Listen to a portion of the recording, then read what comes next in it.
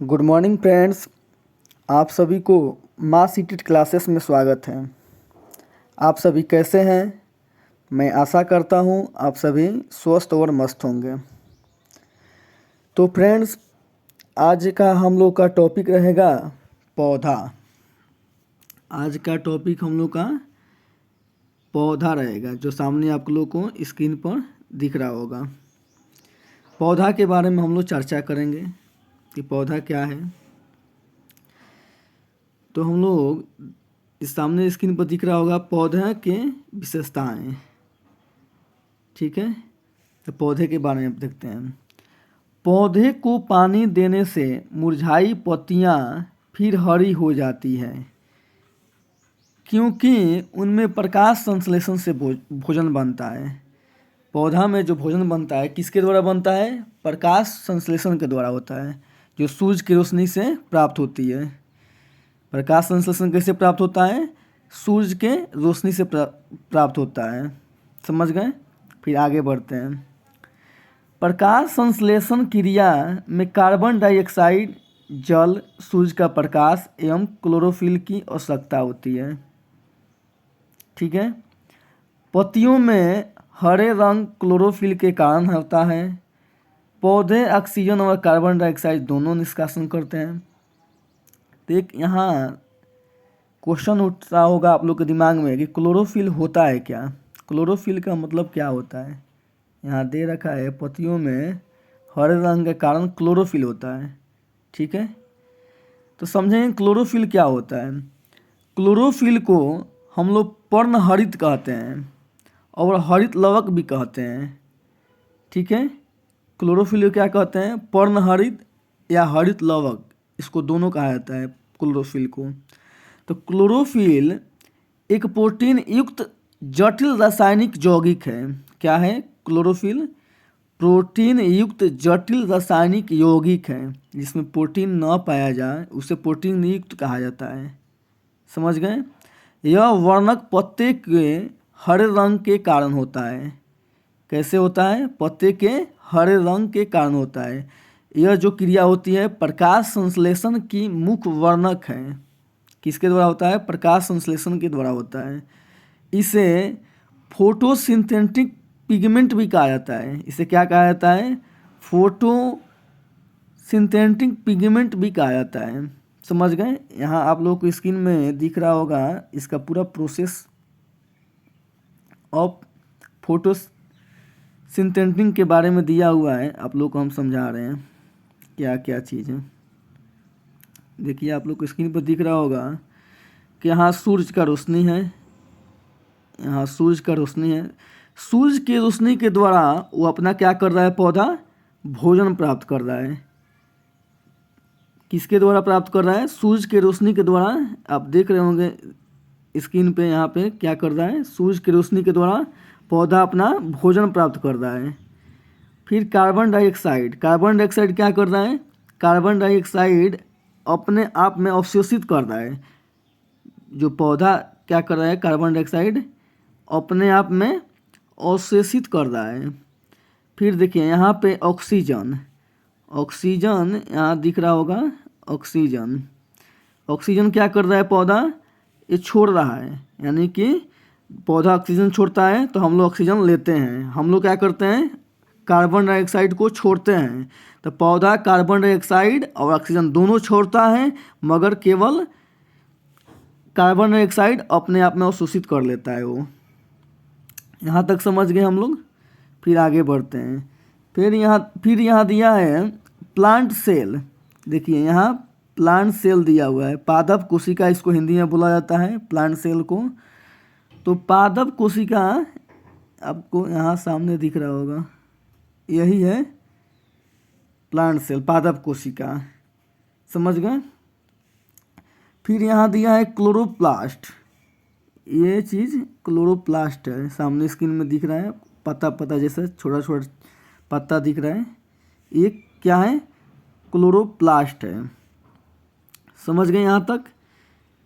फिर यहाँ दिया हुआ है वाटर, जल। यानी कि जल प्रकाश संश्लेषण जल जड़ों के माध्यम से लिया जाता है।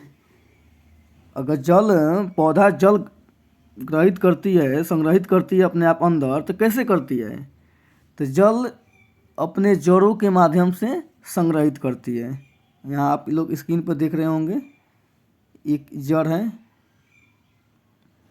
ये जड़ हो गया। क्या कर रहा है?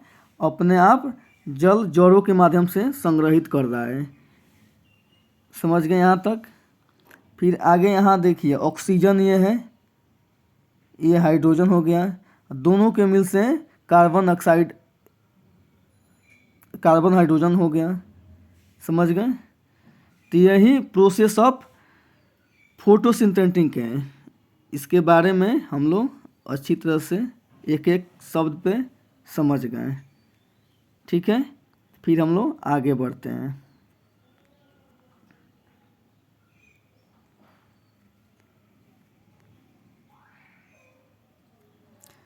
फिर हम लोग का अगला पॉइंट है रेगिस्तानी ओक। रेगिस्तानी ओक, ठीक है।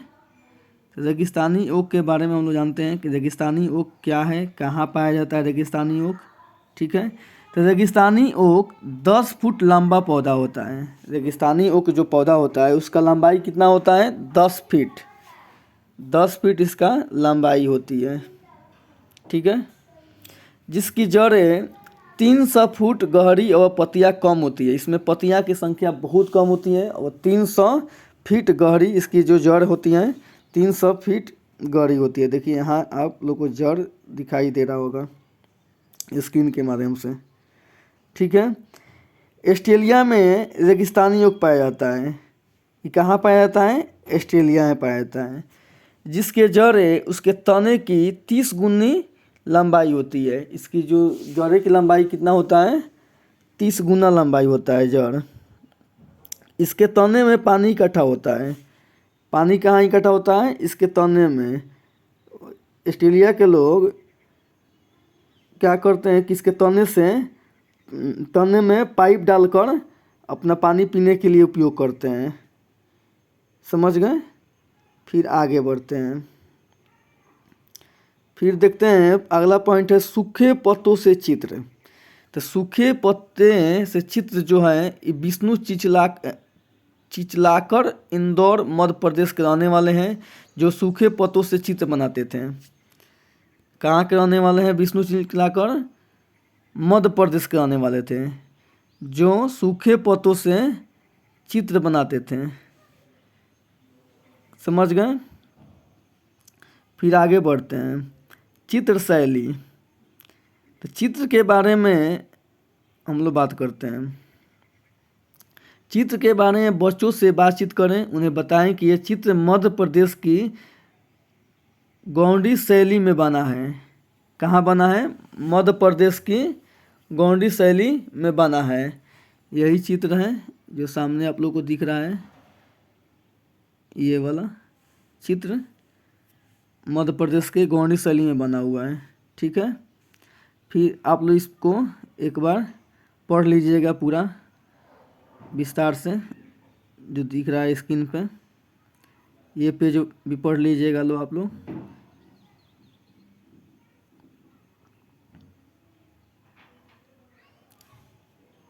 फिर मेन पॉइंट पे आते हैं, मधुबनी चित्रकला। ये जो चित्रकला है बहुत ही फेमस चित्रकला है, मधुबनी चित्रकला, जो कि बिहार के हैं। हम लोग भी बिहार से बिलोंग करते हैं और बिहार का ही ये चित्रकला है। ठीक है, मधुबनी चित्रकला बिहार के मधुबनी जिले से फैली है।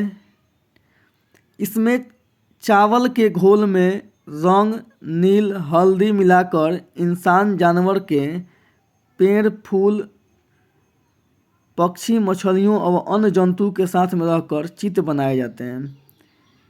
आप लोग समझ गए कि किस किस चीज़ से मिलाकर ये चित्र बनाया जाता है? चावल के घोल, नील हल्दी, पेड़ फूल पक्षियों मछलियों और जंतु के साथ करके बनाया जाता है। समझ गए? फिर आगे चलते हैं। परागकण। परागकण क्या है इसके बारे में समझते हैं। परागकण के बारे में समझते हैं। परागकण पंखुड़ियों के अंदर फूल के बीच में कुछ पतली पाउडर जैसी रचनाएं दिखती है, जिन्हें पराग कहते हैं। पराग किसे कहते हैं? पंखुड़ियों के अंदर फूल के बीच में कुछ पतली पाउडर जैसी रचनाएं दिखाई देती है, जिन्हें पराग कहते हैं। ठीक है, परागकण पाउडर जैसे होते हैं। देखिए यहाँ आपको दिख रहा होगा पाउडर जैसा। परागकण प्रक्रिया जिसके द्वारा पौधे प्रजनन करते हैं। समझ गए? फिर आगे बढ़ते हैं। बरगद के वृक्ष। बरगद के वृक्ष के बारे में जानते हैं कि बरगद के वृक्ष क्या है। ठीक है, बरगद सबसे पुराने वृक्षों में से एक है। बरगद से सहारे देने वाली जड़ें निकलती हैं। बरगद का वृक्ष सैकड़ों वर्ष तक जीवित रह सकता है। बरगद का जो वृक्ष है उसका आयु बहुत दिनों तक चलता है, लगभग 100 वर्ष से अधिक दिन तक चलता है। यहाँ आप देख रहे होंगे स्क्रीन पर आपको दिखा रहे हैं, ये है बरगद का वृक्ष। इसका जो जड़ें दिख रहा होगा नीचे तक, ज़मीन के तक पूरा लटका हुआ है। ठीक है, फिर आगे बढ़ते हैं। महत्वपूर्ण बिंदु, एक एक बिंदु है, इस बिंदु पर हम लोग चर्चा करेंगे क्या क्या चीज़ है। आप लोग वीडियो के अंत तक बने रहिएगा, बहुत सारी चीज़ें मिलेगी आज के क्लास में। और सब्सक्राइब नहीं किए हो तो आप सब्सक्राइब करें और शेयर करें। फूलों की घाटी उत्तराखंड में है। फूलों की घाटी कहाँ है? उत्तराखंड में है। कचनार के फूल की सब्जी यूपी में तथा केले के फूलों की सब्जी केरल में खाई जाती है। महाराष्ट्र में सहजन के फूल के पकौड़े बनते हैं। फूल के पकौड़े कहाँ बनते हैं? तो महाराष्ट्र में सहजन के फूल के पकौड़े बनते हैं। ठीक है, दावा में प्रयोग होने वाले फूल गोबर, केसर, अजवाइन, सर्पगंधा, अर्जुन हैं।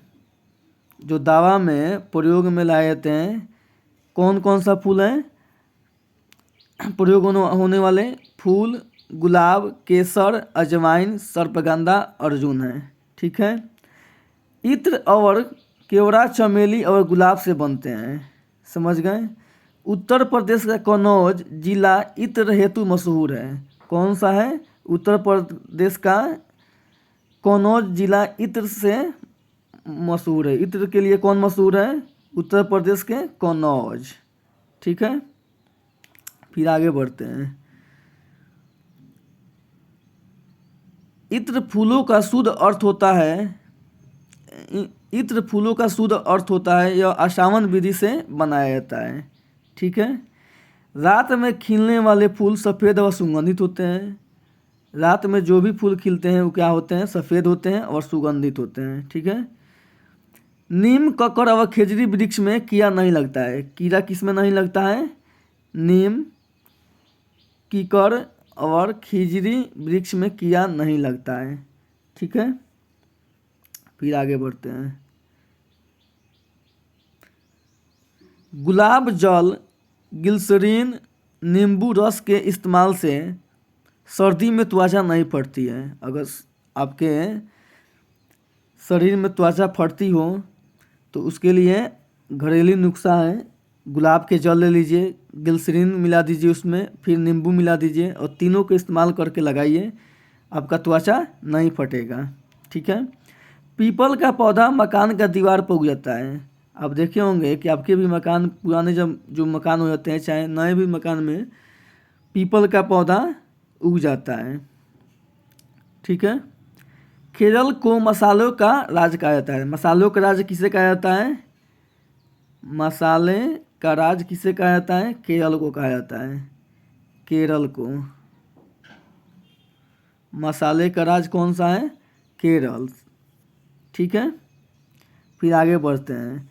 तेलंगाना राज्य के पोचमपल्ली कस्बे में ज़्यादातर परिवार बुनकर हैं, इसलिए इस बुनाई को पोचमपल्ली नाम से पहचाना जाता है। तेलंगाना राज्य के एक पोचमपल्ली कस्बे में ज़्यादातर परिवार बुनकर हैं। ठीक है, इसलिए इस बुनाई को पोचमपल्ली नाम से जाना जाता है। समझ गए? फिर आगे बढ़ते हैं, खेजड़ी वृक्ष के बारे में जानते हैं। खेजड़ी वृक्ष क्या है? खेजड़ी वृक्ष यहाँ दिख रहे होंगे। सन 1731 ईस्वी में राजस्थान के जोधपुर में अमृता देवी बिश्नोई ने खेजडली गांव में खेजड़ी वृक्षों का बचाने हेतु 363 महिलाओं के साथ स्वयं का बलिदान कर दिया। क्या कर दिया? अमृता बिश्नोई ने खेजड़ी वृक्ष को बचाने के लिए 363 महिलाओं के साथ, स्वयं अमृता बिश्नोई भी अपना और 363 महिलाओं और उनके साथ थी, वो अपने आप को बलिदान कर दिया। ठीक है। भारत सरकार ने इनके सम्मान में अमृता देवी वन्य जीव संरक्षण राष्ट्रीय पुरस्कार शुरू किया। अमृता बिश्नोई के सम्मान में वन्य जीव संरक्षण राष्ट्रीय पुरस्कार शुरू किया। ठीक है। इनकी छाल दावा के काम हेतु प्रयोग होती है। इसकी लकड़ी में कीड़ा कभी नहीं लगता है। खेजड़ी की लकड़ी जो होता है इसमें कीड़ा कभी नहीं लगता है। ठीक है। इसकी फलियों की सब्जी बनाई जाती है, जो इसका फल होता है इसका सब्जी बनाया जाता है। पेड़ और जानवर हमारे बिना रह सकते हैं पर हम उनके बिना नहीं, यह खेजड़ली गांव के बुजुर्गों का कथन था। खेजड़ली जो गांव था वहाँ के जो बुजुर्ग थे उनका कहना था कि पेड़ और जानवर हमारे बिना रह सकते हैं पर हम उनके बिना नहीं, ये उन गांव के बुजुर्गों का कथन था। ठीक है। आपको स्क्रीन पर दिख रहा होगा, यही उनका ये गांव का कुछ दृश्य है, सामने स्क्रीन पर दिख रहा होगा। ठीक है। फिर आगे बढ़ते हैं, बीजों का प्रकीर्णन के बारे में देखते हैं कि क्या क्या कैसे कैसे है। बीजों का प्रकीर्णन हवा, जल और जीवों द्वारा होता है। कैसे कैसे होता है? हवा के द्वारा होता है, जल के द्वारा होता है और जीवों के द्वारा होता है। आपको सामने स्क्रीन पे यहाँ दिख रहा होगा। मतलब एक दूसरे से मतलब एक जगह से दूसरे जगह जाना ही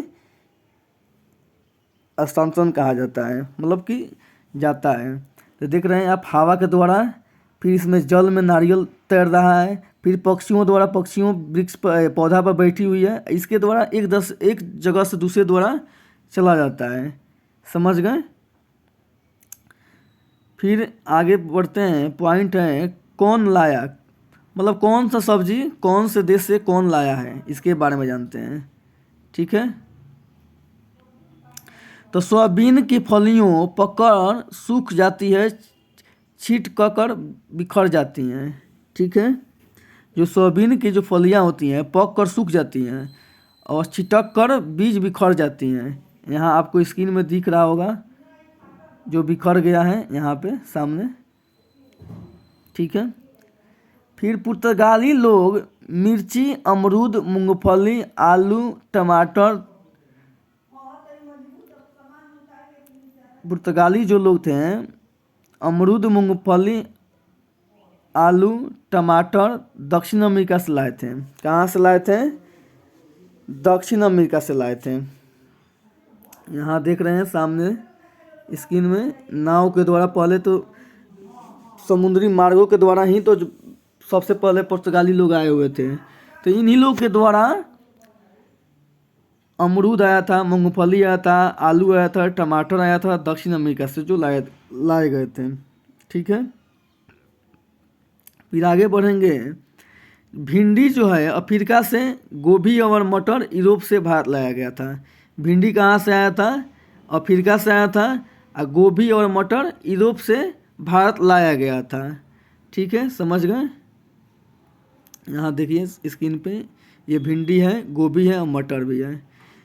ठीक है। चाय असम से लाई गई है और सोयाबीन चीन से। चाय कहाँ से लाया गया है? असम से, और सोयाबीन जो है चीन से लाया गया है। ठीक है।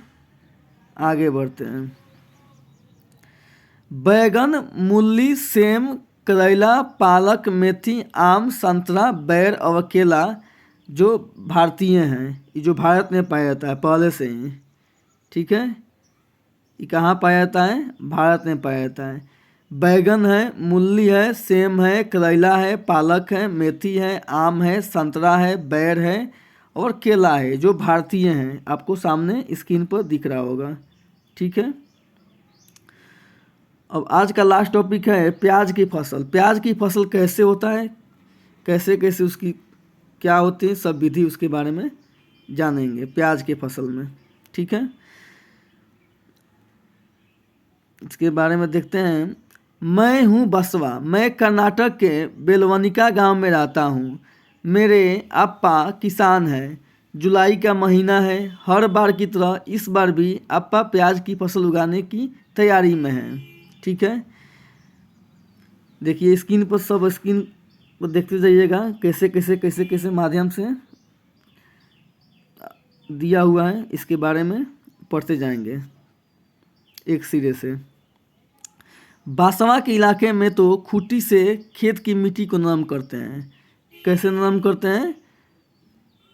बासवा के इलाके में जो होता है, खूंटी से खेत की मिट्टी को नरम किया जाता है। ठीक है, आपा इस बार भी खेत में प्याज के बीज बोएंगे। बैल कुरिंगे को खींचते जाएंगे और आपा पीछे पीछे बीज डालते जाएंगे। ठीक है, बीज बोए लगभग 20 दिन हो गए। प्याज के छोटे छोटे पौधे निकल आए, साथ ही निकल आई है खरपतवार। आपा कहते हैं कि इसे निकालना बहुत ज़रूरी है, नहीं तो सारा खाद पानी बर्बाद खरपतवार ही ले लेंगी और प्याज की फसल कम हो जाएंगी। देखिए यहाँ सामने स्क्रीन पर दिख रहा है, यहाँ खूंटी से नरम किया जा रहा है, फिर यहाँ बैलगाड़ी के पीछे पीछे जा रहे हो, यहाँ फसल को बुआई हो गया है। ठीक है, फिर आगे का देखते हैं। अब तो ये पौधे खूब बड़े हो गए हैं, मेरे घुटने तक ऊंचे ऊंचे। पत्ते भी पीले होकर सूख गए हैं और प्याज निकालने के लिए बिल्कुल तैयार हैं। अप्पा, अम्मा, काका, छोटी माँ और मैं सभी जुटकर यह काम करेंगे। समय से प्याज नहीं निकालें तो सारे प्याज ज़मीन के अंदर ही सड़ जाएंगे, फिर तो सारी मेहनत बेकार हो जाएंगी। यहाँ सामने देख रहे होंगे स्क्रीन पे, यहाँ दिया हुआ है। ठीक है, फिर आगे का पॉइंट देखते हैं। इस बार तो बहुत मोटे मोटे प्याज निकले हैं। घर में सभी बहुत खुश हैं। अम्मा व छोटी माँ ने इल्गे की मदद से प्याज के पौधे से अलग कर लिया है। किसकी मदद से? इल्गे की मदद से प्याज को अलग कर लिया है। ठीक है, यहाँ देखिए स्क्रीन पे दिख रहा होगा। फिर आगे बढ़ते, इस आपा और काका ने मिलकर प्याज को बड़ी बड़ी बोरियों में भरकर बांध दिया है। अब आपा इन्हें मंडी में बेचने के लिए ट्रक में लेकर जाएंगे। देखिए यहाँ पे ये लोग प्याज को बोरे में रख रहे हैं लोग। ठीक है,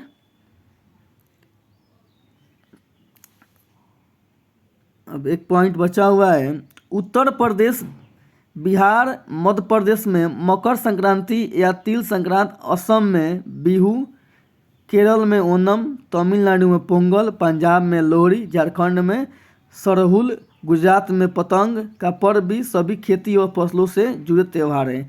इन्हें जनवरी से मध्य अप्रैल तक अलग अलग समय में मनाया जाता है। देखिए अलग अलग राज्यों में अलग अलग खेती जब होता है उसी समय ये लोग अपना त्यौहार मनाते हैं। जैसे कि देख लीजिए, उत्तर प्रदेश और बिहार, मध्य प्रदेश में क्या मनाया जाता है? मकर संक्रांति या तिल संक्रांति। ठीक है, असम में क्या होता है? बिहू होता है, जो कि वहाँ का फेमस क्या बोलते हैं, डांस भी होता है। केरल में ओणम होता है, तमिलनाडु में पोंगल होता है, पंजाब में लोहड़ी होता है, झारखंड में सरहुल होता है, गुजरात में पतंग का पर्व। सभी खेती और फसलों से जुड़े त्यौहार हैं। इन्हें जनवरी से मध्य अप्रैल तक अलग अलग समय में मनाया जाता है। समझ गए आप लोग? यहाँ तक समझ गए होंगे सारे जितने भी चीज़ पर चर्चाएँ हुई हैं। तो हम लोग आज का क्लास यहीं पे समाप्त करते हैं। फिर अगले क्लास में हम लोग थ्रेशर के बारे और जो भी चीज़ें होंगी पॉइंट, इसके बारे में चर्चा करेंगे। ठीक है, तो इस क्लास को यहीं पर समाप्त करते हैं। धन्यवाद।